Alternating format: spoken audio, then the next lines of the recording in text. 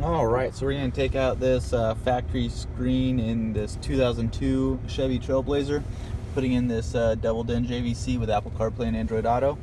So we're going to remove this dash first. First thing we're going to do is, if you look under here, we're going to have two Phillips screws on each side, so we're going to take those out.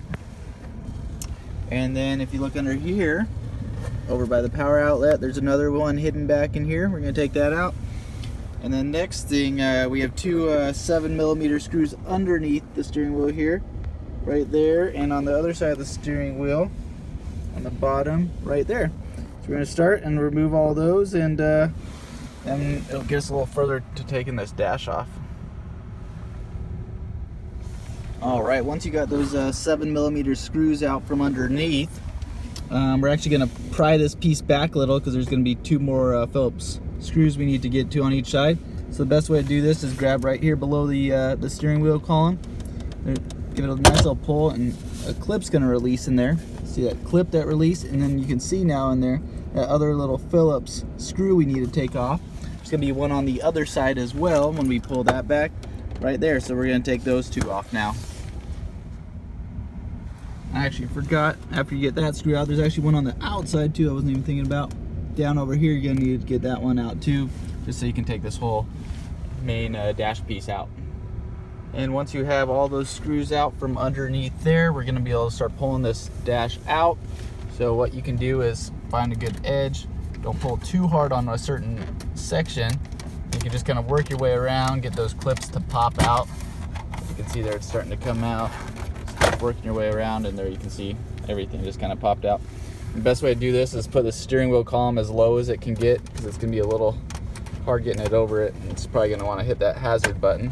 So you just kind of want to slowly work it out, see where it's catching, and keep working at it. Okay, and once you worked it out far enough, we're going to want to unplug the clips. If you have four-wheel drive or the rear wiper, you're going to want to reach in the back and unplug the clips. It should just be a simple pinch kind of clip where you can pinch on each side and pull it off. There, we got one undone. Now let's just get the lower one. You can see just the clips in the back. Alright, so once you get those two unplugged, you should be able to work the rest of the dash piece off. And then same thing goes for the 12 volts underneath.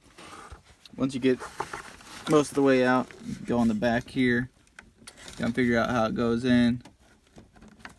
Let's see, and then get both of these unclipped. And once you, on the far left here, these switches built in the dash, so you're gonna have to come behind here and kind of be able to get back there and unclip the wiring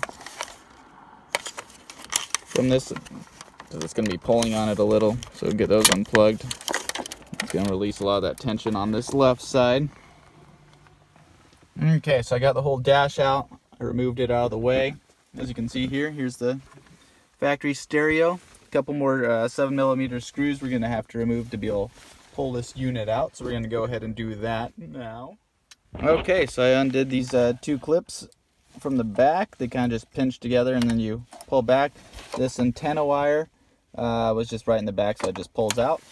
And now you can see you have your room for your new stereo to go in, depending on what you got.